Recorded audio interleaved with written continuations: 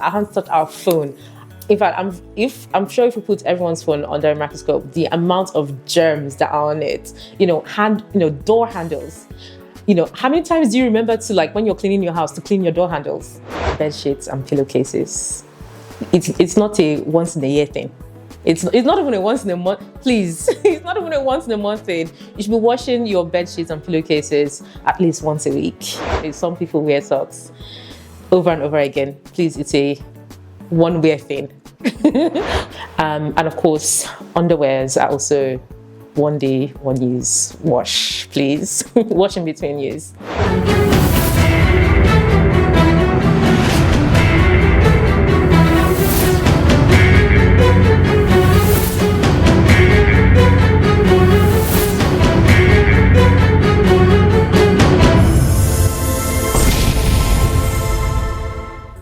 Hi, my name is Oghenetega Ugboduma, or Dr. Oghenetega Ugboduma. I'm currently working as a GP trainee here in Hull. In terms of my medical background, it's very sentimental why I chose to do medicine. When I was in secondary school, I attended a boarding school in Nigeria, and my mom was sick. And I remember I and my siblings were all in school. We'd not seen my mom since she fell sick. All we knew was that she was in hospital. And the moment where I decided to become a doctor was we got an opportunity to speak to the doctor who was taking care of my mom while I was in school. And he was so reassuring. He explained it in a way that was very easy for my then 13, 14-year-old self, and my little brother as well, who was only like 10 years old, to understand. And I just realized that is such a big moment. When your loved one is very sick and you have no clue what's going on, having someone to be able to reassure you and explain to you exactly what's going on and what's going to happen and what the solution is. So yeah, I decided that I want to be that for people. That's why I decided to become a doctor.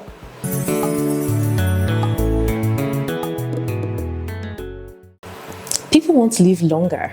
I think let's start with that. I think when it comes to health, people want to live longer, people want to live healthier longer. So there is never going to be a time where, good health and personal hygiene is ever going to be not relevant, because those are the building blocks of living a good, long life. Our first defense against, national epidemics and, disease breakout is taking care of our health. So our personal hygiene, so things like, making sure that we're living in clean environments, making sure we're taking care of our bodies. And part of our taking care of our bodies is eating healthy. It's, making sure that we're exercising, we're looking after our mental health.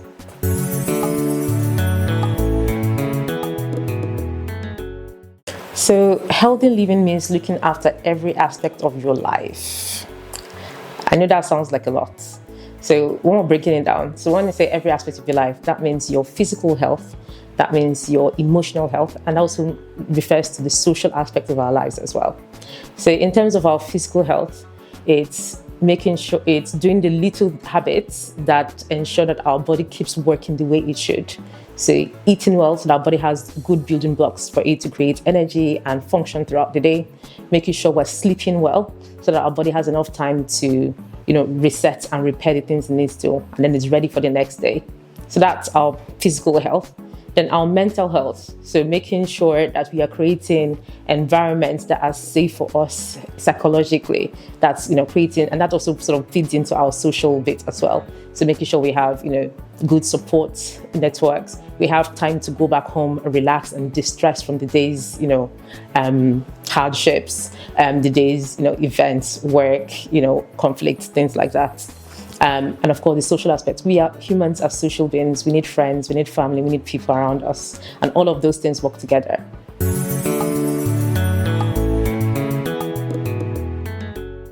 So when we start to talk about the building blocks for healthy living, diet, hydration, exercise, sleep, that's pretty much it.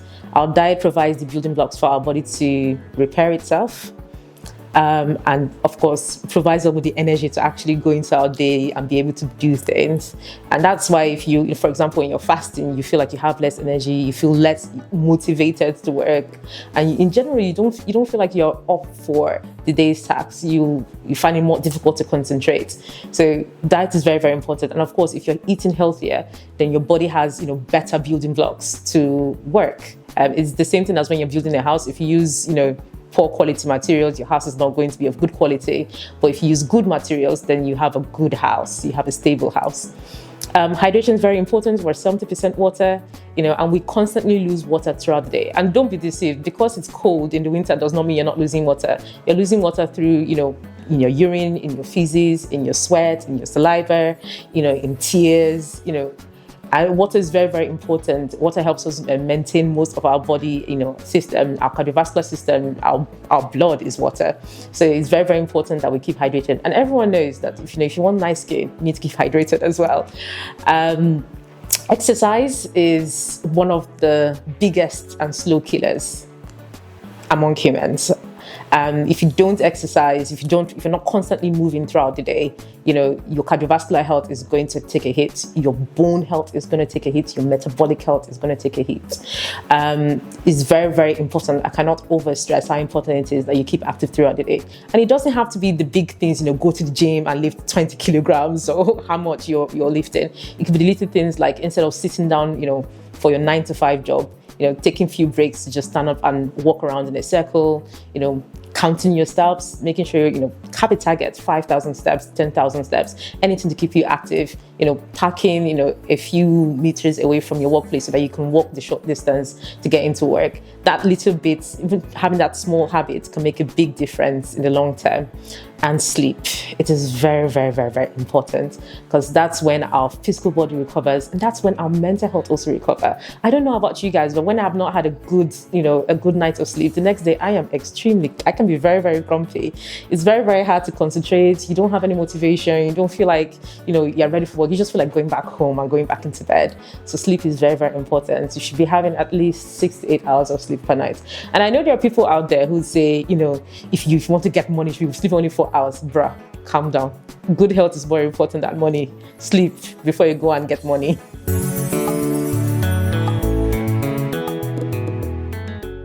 So, we can talk, I'm sure there's a long list of, mistakes people make. But I think one of the biggest one is that we neglect our health until we have symptoms. We should be taking care of our health, while we're still. In fact, that's the best time to start thinking of your health, is when you're still healthy, when you still feel good. That's when you should start, having a good diet, having an exercise routine, sleeping well, doing all the basic stuff. Because by the time you start having symptoms, your body has had years of damage already happened.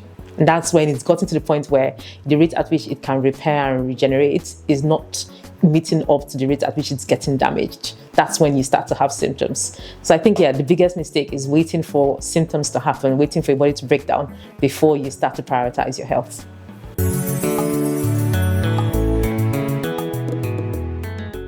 Hand washing. Yeah, I think that's a very simple one that we often overlook. And not just, remembering to hand wash, but also how we hand wash. A lot of the times it's just a little bit of soap, wash, clean, and we're done. We're not taking the time to make sure that we're actually cleaning all of the whole hand, in between our fingers, the back of our hands, the tips of our fingers, our thumbs, our wrists. Take a good 20 seconds or so to lather up soap, making sure every part of your hand is washed, and rinsing properly. And after rinsing, drying your hands properly and moisturizing afterwards. Because after we've washed our hands and we've dried, our skin becomes dry, and we've washed off all the natural oils that form a protective barrier on our skin. So not moisturizing after is also a problem as well. We forget to hand wash. I hope everyone knows that if you've used the bathroom, you need to wash your hands afterwards. But not just that, we need to wash our hands, before we eat. We need to wash our hands before we, prepare our food. We need to wash our hands when we've gone out and come back in to the house. You meet someone you've not seen in a long time, you give them a hug, you give them a handshake. Where have they been? You have no idea. And then you use that same hand to go to a restaurant to go and eat. You've not washed your hands. Very, very important. We need to be washing our hands, because our hands touch so many things. Our hands touch our phone. In fact, I'm sure if you put everyone's phone under a microscope, the amount of germs that are on it, door handles. How many times do you remember to, like, when you're cleaning your house, to clean your door handles? You don't remember. So our hands are constantly touching things that are very, very, very, very dirty. So I cannot overstress hand washing is very, very, very important. Do you find this video very interesting? Then give it a like, share it to others, then hit the subscribe button and make sure you turn on your notification. Oh, then let's go back to the video.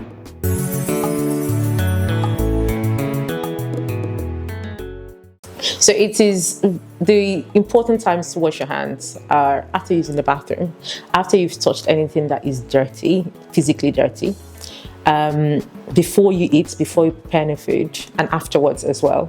And I would say my personal one, anyone can argue about it, is when you've gone out, gone to work, or just gone out for errands and you're coming back into the house, just wash your hands. In terms of the proper way to wash your hands, I'm going to teach you guys how we do it in the hospital, because I'm a doctor and that's how we are taught. Very important to remove rings and any jewelry. Also wristwatches, pull your sleeves down so that you can actually get your hands and your wrists wet. So wet your hands first, get some soap, lather it up, and then fingers intertwined. You want to do that for about 5 seconds, and then you want to wash the back of your hands next. So 5 seconds on the back of each hand, and then if you interlock your fingers, so that helps you wash the back of your fingers. And then you want to wash the tip of your fingers as well, on both sides, and then your thumb, and then your wrists. With that, you've covered everywhere. So you've covered your palms, you've covered, your fingers, in between your fingers, you've covered the back of your hands and your wrists. And then you want to rinse, and then dry, and of course, moisturize.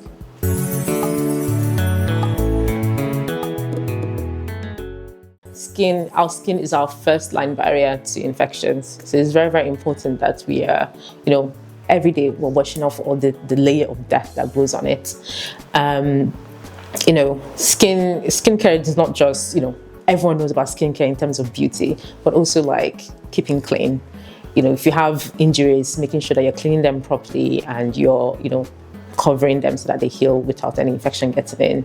And I mentioned earlier, when you wash, your skin gets dry. Dry skin is a big risk factor for getting infections. And also, if our skin is dry, it starts to break down. So very important that we're moisturizing properly as well. And our oral hygiene is also very important. Poor oral hygiene is often linked to cardiovascular problems and other health issues, but also infections in your mouth. In fact, our mouth is, some of you are probably not gonna like to hear this, but there's a lot of microbacteria and things in our mouth. So if we don't have poor oral hygiene, then higher risk that we'll get tooth infections, gum disease, and all of those infections can find their way into bloodstream and make us very, very, very unwell. So it's very, very important that you're taking care of your mouth.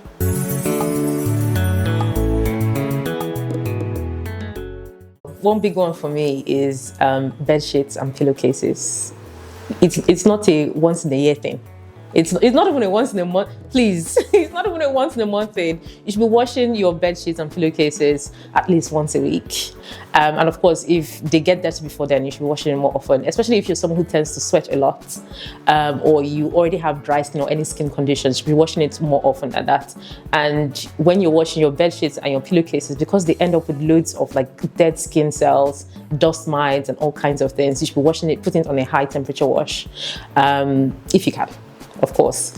But yes, so I think that's one. And then something I've been made aware of recently is socks. Apparently, some people wear socks over and over again. Please, it's a one-wear thing. When you get home, take off your socks and put it in the wash. You should wear it just once and then wash it. I think people are probably really bad at taking care of their feet because we assume it's on the ground. It gets caught up with a lot of dirt throughout the day.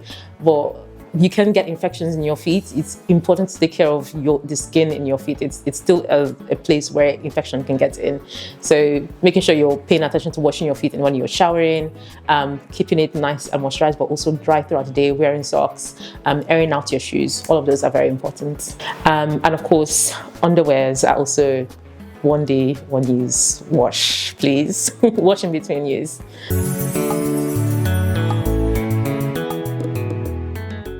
To be honest, I don't. Okay, so I'm reluctant to comment on that because I don't actually have any evidence. It's not evidence backed. It's just my personal preference. I don't kiss babies, period, because I know that there's a lot of infection. There's a lot of bacteria and things, germs in my mouth, and babies don't have a fully developed immune system until later on. So my personal preference is absolutely not. Routines, right? Social modeling. So our children learn by watching us do things. In fact, we adults learn by watching people do things. I'm sure, there have been times when you were at work and you saw someone do something, you're like, I like that, and then copied it. We all learn. Human beings are social beings. We learn by watching what other people do. So if you want your children to grow up with good, healthy personal hygiene habits, then model it yourself. Make, morning routines. So I've seen families where, in the morning, everyone goes to brush their teeth at the same time and they make a game out of it. It's a key bonding time for them. Things like, if you make it a practice that every day you and your partner, your husband, anyone who you're with, you wash twice a day. Your children will learn to wash twice a day. I mean, that's what it was like for my family. So if you want your children to learn good habits, model it. That's what I would say. Thank you very much. I grew up in Warri, and we had this thing we did every month. So I think it was the first Saturday of the month or the last Saturday. I can't remember now. This was years ago. Was Sanitation Saturday rather. So in the morning, no one was allowed to drive out or anything. Everyone would come out and we would clean the gutters, we'd cut the grasses, we would look after the environment, right? It was also the day everyone was expected to clean their houses. I mean, no one was going in to inspect, but I remember, those Saturdays, we'll wake up early, we'll clean our house, we'll go out and help out with cleaning the gutters, cleaning the roads, cutting the grasses, and just good sanitation, community sanitation. So that's one way to improve the health of the communities. But also things like, clean water supply and good garbage disposal. Obviously, with garbage, when you have a heap of garbage going somewhere, it's breeding ground for germs, it's breeding ground for parasites and all kinds. In fact, if you grow up in Nigeria, prime breeding ground for mosquitoes. So if you want to get malaria, have garbage everywhere and still waters. So yes, so clean water, good sanitation practices, and good garbage disposal.